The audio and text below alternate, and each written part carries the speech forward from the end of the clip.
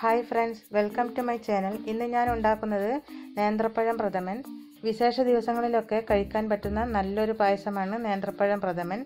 അതെങ്ങനെ ഉണ്ടാക്കിയെടുക്കാമെന്ന് നോക്കാം. അപ്പോൾ അതിനു വേണ്ടി 5 മീഡിയം സൈസ് നേന്ത്രപ്പഴമാണ് ഞാൻ എടുത്തിരിക്കുന്നത്. നല്ലതുപോലെ കറുത്തിട്ടുള്ള പഴമാണ് എടുക്കേണ്ടത്. എന്നാലേ നമ്മൾ വിചാരിക്കുന്ന ഒരു ടേസ്റ്റ് നേന്ത്രപ്പഴം പ്രഥമന് കിട്ടുകയുള്ളൂ. നിങ്ങൾ എടുക്കുമ്പോൾ നല്ലതുപോലെ തോടെല്ലാം കറുത്തിട്ടുള്ള പഴമാണ് ഇതിനു വേണ്ടി എടുക്കേണ്ടത്. ചെറിയ നേന്ത്രപ്പഴമാണ് കയ്യിലുള്ളതെങ്കിൽ ഒരു 7 എണ്ണം വരെ ഇതിനു വേണ്ടി എടുക്കാം. ഇതെല്ലാം കട്ട് ചെയ്ത് വെച്ചിട്ടുണ്ട്. ഇനി നമുക്ക് ഇത് വേവിച്ചെടുക്കാൻ വേണ്ടി ഒരു പാത്രത്തിലേക്ക് ഇട്ട് കൊടുക്കാം. ഇട്ടതിന് ശേഷം 2 കപ്പ് വെള്ളം ഒഴിച്ച് അടച്ചു വെച്ച് നമുക്കിത് 10 മിനിറ്റ് തിളപ്പിച്ചെടുക്കാം.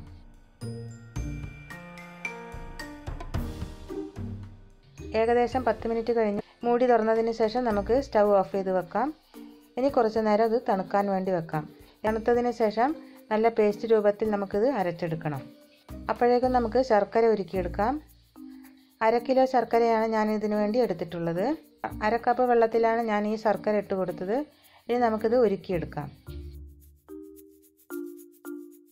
ശർക്കരപ്പാനി ആയിട്ടുണ്ട്. ഞാൻ സ്റ്റൗ ഓഫ് ചെയ്തു. കുറച്ചൊന്ന് തണുക്കാൻ വെക്കുക. അപ്പോഴിതിൻ്റെ മുകളിലായിട്ട് പത പോലെ വന്നിട്ടുണ്ടാകും. ഈ പത ശർക്കരയിലുള്ള വേസ്റ്റാണ്. നമുക്കിത് എടുത്തു മാറ്റാം. ശർക്കര നമ്മൾ ഉരുക്കിയെടുക്കുന്നത് ഇതിലുള്ള കരട് പോകാൻ വേണ്ടിയിട്ടാണ്. ഞാനിത് വേറെ പാത്രത്തിലേക്ക് അരിച്ചെടുക്കുന്നില്ല. പായസം ഉണ്ടാക്കുന്ന പാത്രത്തിലേക്കാണ് അരിച്ചെടുക്കുന്നത്. ഇനി നമുക്ക് പായസം ഉണ്ടാക്കാൻ വേണ്ടി അടികട്ടിയുള്ള ഒരു പാത്രം അടുപ്പിലേക്ക് വെക്കാം. ഞാനിവിടെ ഉരുളിയാണ് എടുത്തു വെച്ചിരിക്കുന്നത്. ഇതിലേക്ക് 1 ടേബിൾ സ്പൂൺ നെയ്യ് ഒഴിച്ച് കൊടുക്കാം.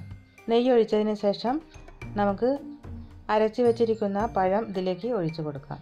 പഴത്തിലുള്ള ആ വെള്ളത്തോടു കൂടി തന്നെയാണ് ഞാനിത് അരച്ചെടുത്തിരിക്കുന്നത്. വേറെ വെള്ളമൊന്നും ഇതിൽ ചേർത്തിട്ടില്ല. ഇനി ഒരു അരിപ്പ വെച്ചിട്ട് ശർക്കരപ്പാനി ഇതിലേക്ക് അരിച്ചെടുക്കാം. എന്നിട്ട് നന്നായിട്ടൊന്ന് മിക്സ് ചെയ്ത് കൊടുക്കുക. തിളയ്ക്കുന്നത് വരെ ഒന്ന് മിക്സ് ചെയ്ത് കൊടുക്കണം.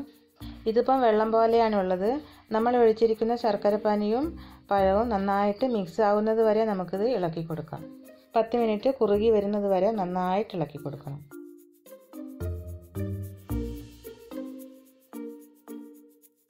അടിയിൽ പിടിക്കാതിരിക്കാൻ വേണ്ടി ഇടയ്ക്കിടെ ഇത് ഇളക്കി കൊടുക്കുക.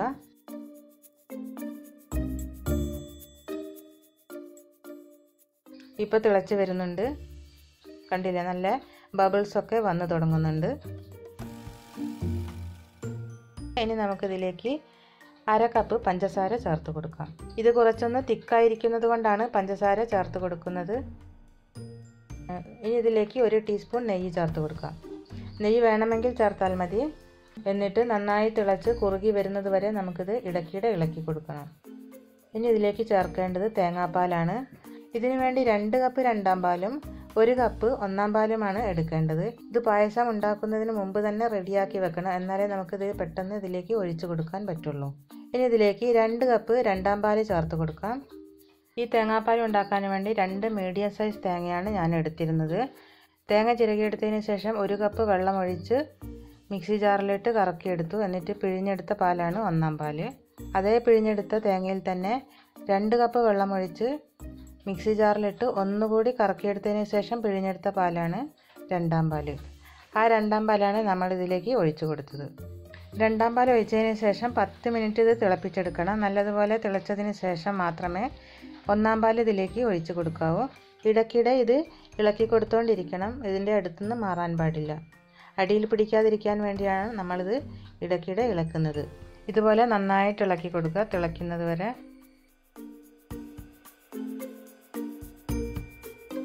ഇത് ഏകദേശം കുറുകി വന്നിട്ടുണ്ട്. ഇനി നമുക്കിതിലേക്ക് ഒന്നാം പാൽ ഒഴിച്ചു കൊടുക്കാം. ഒന്നാം പാൽ ഒഴിച്ചതിന് ശേഷം തിളപ്പിക്കാൻ പാടില്ല. ജസ്റ്റ് ഒന്ന് ചൂടായതിന് ശേഷം നമുക്കിത് സ്റ്റൗ ഓഫ് ചെയ്ത് വെക്കാം. ഈ പായസത്തിൻ്റെ രുചിക്ക് വേണ്ടി 1 ടീസ്പൂൺ ചുക്കുപൊടി ചേർത്ത് കൊടുക്കാം.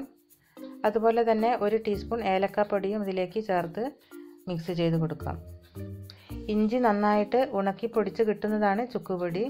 അത് കടയിലും വാങ്ങാൻ കിട്ടും. അല്ലെങ്കിൽ നമുക്ക് തന്നെ ഉണക്കിയതിന് ശേഷം പൊടിച്ചെടുത്താലും മതി. മിക്സ് ചെയ്തതിന് ശേഷം നമുക്കിത് അടച്ചു വെക്കാം. ഇനി ഇതിലേക്ക് മുന്തിരിയും അണ്ടിപ്പരിപ്പും വറുത്തിടാം. അതിനു വേണ്ടി 2 ടേബിൾ സ്പൂൺ നെയ്യ് ഇതിലേക്ക് ഒഴിച്ചു കൊടുക്കാം. നെയ്യ് ചൂടായതിന് ശേഷം അണ്ടിപ്പരിപ്പ് ഇട്ട് കൊടുക്കാം. അണ്ടിപ്പരിപ്പിൻ്റെ കളർ മാറി വരുമ്പോൾ മുന്തിരി ചേർത്ത് കൊടുക്കാം.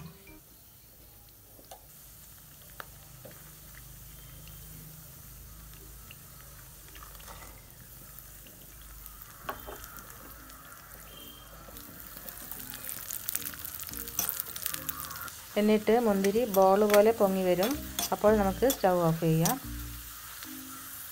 അതിനുശേഷം നമുക്ക് പായസത്തിലേക്ക് ചേർത്ത് കൊടുക്കാം. നമ്മുടെ നേന്ത്രപ്പഴം പ്രഥമൻ റെഡി ആയിട്ടുണ്ട്. എളുപ്പമാണ് ഇത് ഉണ്ടാക്കിയെടുക്കാൻ. നിങ്ങളിത് ട്രൈ ചെയ്ത് നോക്കുക. ഈ പായസം എല്ലാവരും ഉണ്ടാക്കി നോക്കുക. നല്ലൊരു ടേസ്റ്റ് ആയിരിക്കും. ഇഷ്ടപ്പെട്ടാൽ ലൈക്ക് ചെയ്യാനും ഷെയർ ചെയ്യാനും സബ്സ്ക്രൈബ് ചെയ്യാനും മറന്നു പോകരുത്. Thank you for watching. അടുത്ത നല്ലൊരു റെസിപ്പിയായി വരുന്നത് വരയ്ക്കും ബൈ.